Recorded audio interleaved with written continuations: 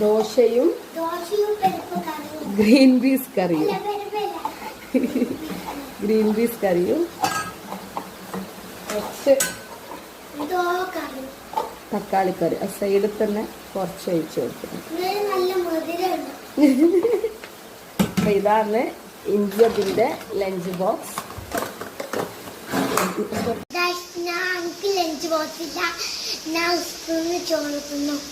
അപ്പൊ നമുക്ക് സ്നാക്സ് ബോക്സിൽ ഇന്ന് കിവിയാണ് വരുന്നത്.